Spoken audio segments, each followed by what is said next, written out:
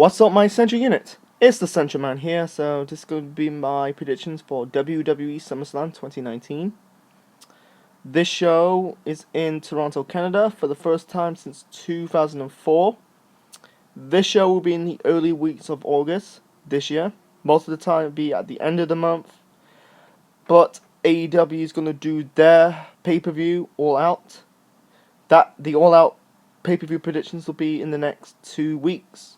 Stay tuned for that. So anyway, before we get to the match predictions, I'm going to talk about the matches could be rumored to be at SummerSlam. I did a list of matches. They could be some matches could be on the main show, and some matches could be on the pre-show.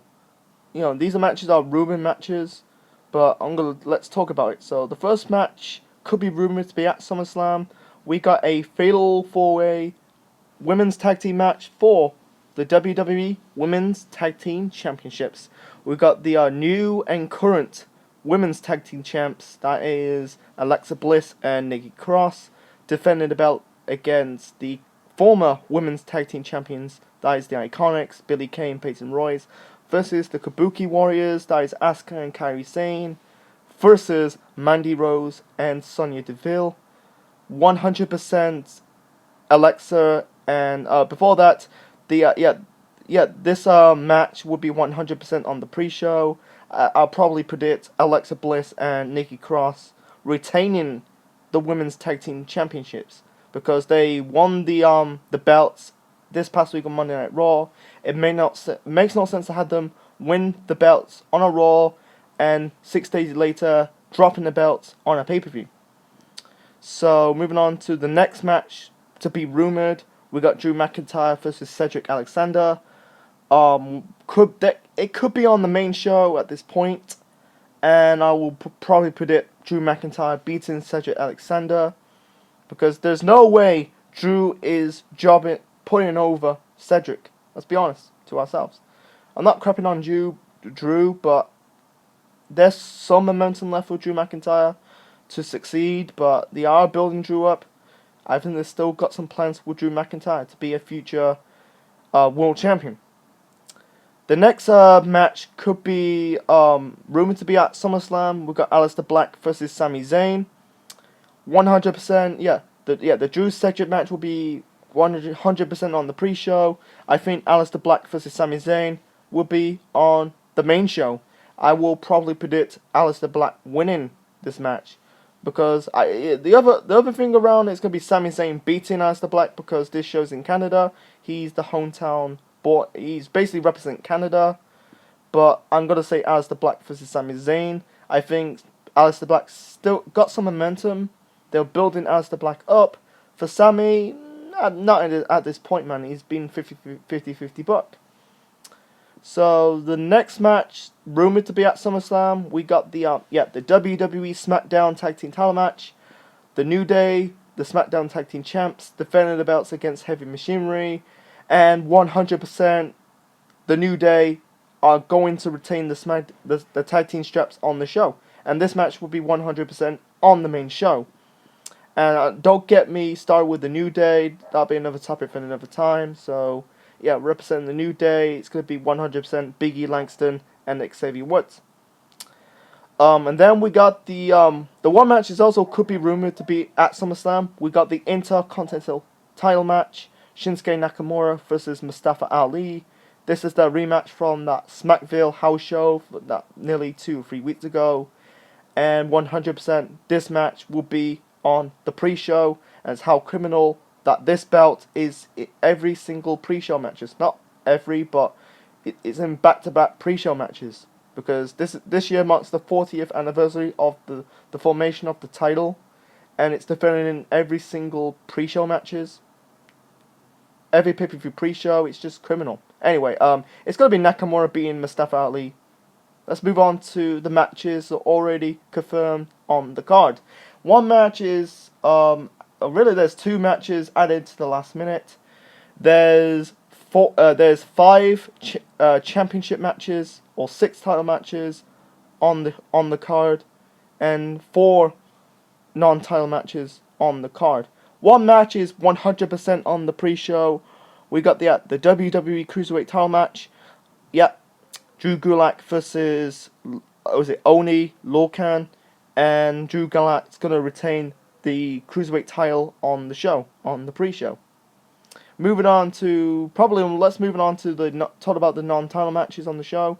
The first non-title match to predict is Kevin Owens versus the best in the world, Shane McMahon. If Kevin Owens loses, he will leave WWE. This is their first one-on-one match since the Hell in a Cell match for nearly 2 years ago. I'm going to predict Kevin Owens to win because he's building momentum ever since he's been doing the Stone Cold Stunner. The fans that really get behind KO. For Shane McMahon, at this point, he's been wrestling in every single pay-per-view matches since so far in 2019. He needs to step aside, focus on backstage work, and not showing up on WWE television on a regular basis. I think they're building Kevin Owens up. I think I'll put my money on KO. Okay, and then we got one match is 100% added to the last minute. We got Dolph Ziggler versus the returning Bill Goldberg. Goldberg's first match since The Undertaker at Super Showdown. This is 100%. The reason why they bring Goldberg, 100% Goldberg will beat Dolph Ziggler. I know why they brought Goldberg out of retirement. It's just basically WWE's lousy attempt to sell some tickets and fill in the seats. Because throughout 1 year, every show, whether it's pay-per-views, Monday Night Raw, SmackDowns, it's been empty-seated. So, yeah, Goldberg, it's be a typical Goldberg win. It's just a spear and the jackhammer. Or jackknife, whatever. So, anyway, moving on to basically the third match on the pre-show. Yeah, the third match on the third non-title match. I'm trying to say, we got Charlotte Flair versus Trish Stratus. Trish is really one and only match. It's basically one-off match. I'm trying to say, it's gonna be Charlotte Flair beating Trish. Is Trish going to still have it because she's in her mid-40s now? Or is Trish past her prime? Who knows? But it'll be a typical the ring veteran putting over the young guy or young person. But it's going to be basically passing the torch. I will predict. I want to see Trish winning, but it's going to be Charlotte beating Trish Stratus, and that is the fact. Because Trish, she's the hometown girl. She's come from Toronto, but Charlotte's she's the future, and she's also good. Yeah, she's Ric Flair in drag. Okay, and then the final non-title match to predict is Bray Wyatt versus Finn Balor. The Joker Bray Wyatt versus Club Balor with the Boring Balor with the leather jacket. One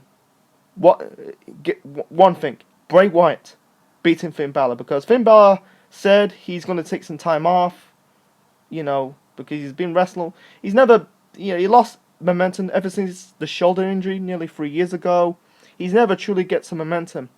He needs they're not going to turn him demon, but I think he needs to turn heel at this point after his hiatus. So anyway, ever since Bray Wyatt's been doing his the Firehouse Funhouse segments, he's getting over. I like the Joker gimmick, because he's wearing that Joker mask, Heath Ledger Joker's mask. I think he's going to be that character at SummerSlam. Okay, and then moving on to the title matches on the show. We're going to start off with the WWE United States title match, AJ Styles versus Ricochet. 100% AJ Styles is going to retain the belt. And 100% the club will interfere. That will be Gallows and Anderson interfering in this match. I think this rivalry is going to continue between AJ and Ricochet. Moving on to the WWE SmackDown Women's title match. Bayley versus Ember Moon. I really want to see Ember Moon winning, but this is going to be Ember's first and only shot at the championship or any women's title match in the main roster. I think they'll keep Bayley as the champion until I think that 100% they're going to do the feud between Bayley and Sasha Banks. I want Sasha to return on the show to set up the feud between her and Bayley. So moving on to the Raw Women's title match, and this match is a submission match.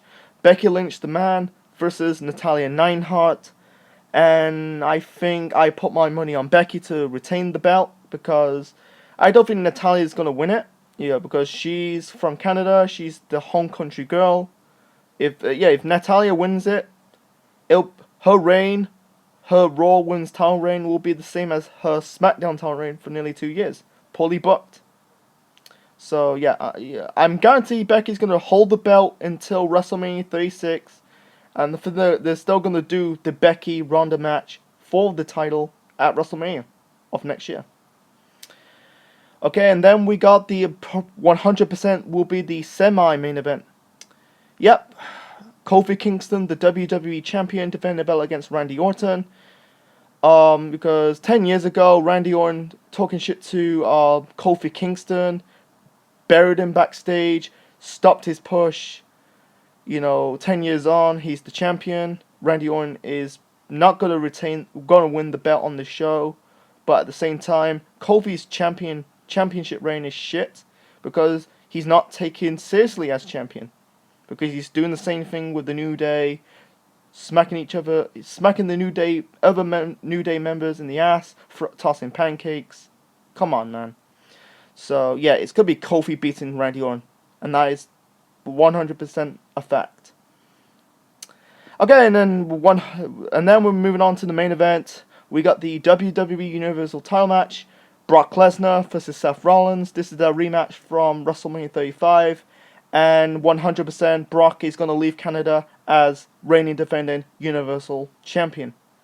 I want to see Seth Rollins winning it because Seth Rollins' title reign was mediocre. But I want to see him basically regaining the title and probably drop the belt properly at Royal Rumble time. But Brock's going to hold the belt until WrestleMania 36 and do the Roman. I want to see a triple threat match. Brock versus Roman versus Seth at WrestleMania 36. That'll be good. It's better off doing Brock versus Roman and Brock versus Seth. We've already seen it. So Seth Rollins, in my prediction, I want him to beat Brock for the belt and basically regain the Universal title. So that was my WWE Summerslam 2019 predictions. Hope you like it. Leave your thoughts, comment section below, smash the like button, and subscribe to the Century Man Network on YouTube. This is the Century Man officially signing out.